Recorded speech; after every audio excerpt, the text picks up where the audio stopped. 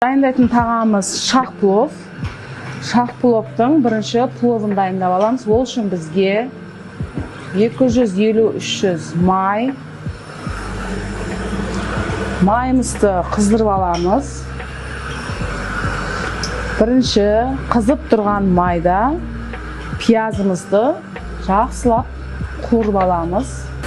Пиязымыздың қызартып қуырып алғаны маңызды. Пловымыз әдемі шығады. Пиязымызды осылай қызартып қуырып алдық. Енді етімізді салып,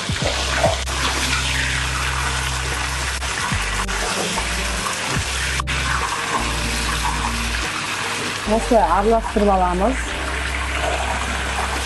Жақсылап қуырамыз. Етіміз қуырылды. Енді сәбізімізді саламыз. Осындай екі түрлі сәбіз саламыз. Осындай қызыл кишмиш,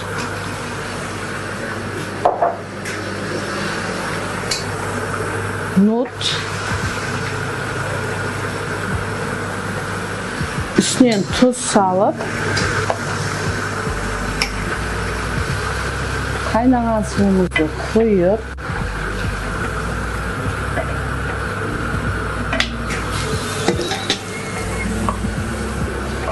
осындай тарелкамызды осылай басып қойып, қайнатып пісіріп аламыз.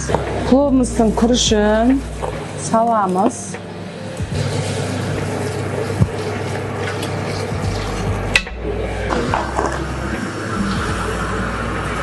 Күрішіміздің суын құйып болғаннан кейін бетіне күрішіміз жабысып піспес үшін тұз. Күріштің үстінен тағы да салсаңыз, күрішіміз әдемі піседі. Біздің келесі дайындайтынымыз шақ пловтың сыртында қамыр болады. Ол үшін бізге 500 грамм ұн, 300 грамм сары май, 2 жұмыртқа, қаймақ керек болады, тұз керек болады. Сары майымызды теркадан өтіріп аламыз.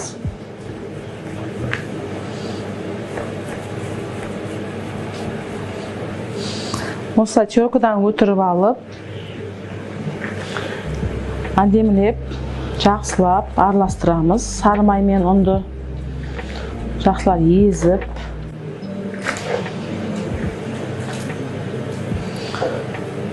екі жұмыртқамызды салып,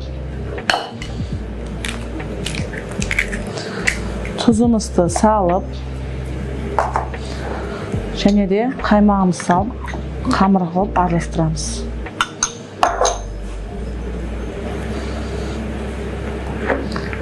Осылай әдемі қамырымыз дайын болды. Шақ пловымыз піскенше қазір әдемілеп тындырып қоямыз. Біздің пловымыз пісті. Енді пловымызды қамырдың ішіне салуға дайындаймыз. Пловымызды осылай күрішін алып аламыз.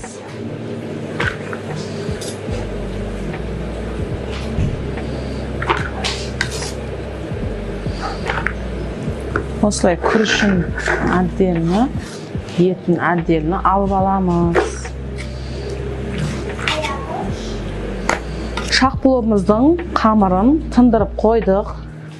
Қазір жайып, қазанымызға пловымызды салып, духовкаға пісіріп аламыз.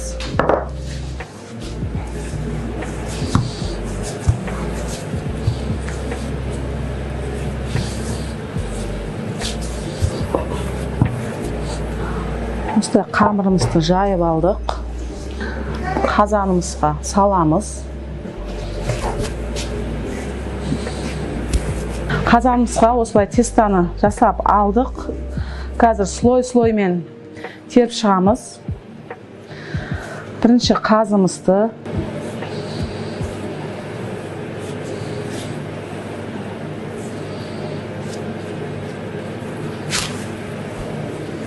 жұмыртқамызды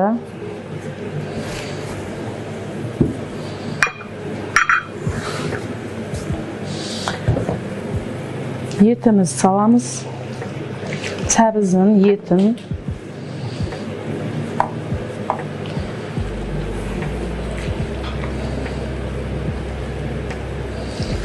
Алда астынан күрішімізді саламыз.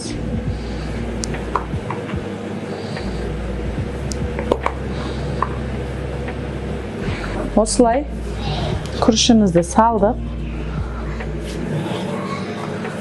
Қамырымызбен жауып, жұмыртқа жағып, жабыстырып шығамыз.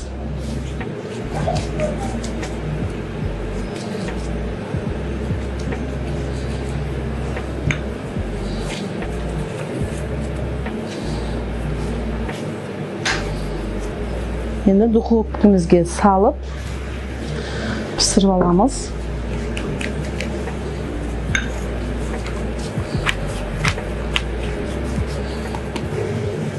Осылай духовкамызға беті қызарып піскенге дейін 20 минутқа 190 градусқа салып аламыз. Мінекей шақпуымыз осылай пісіп шықты.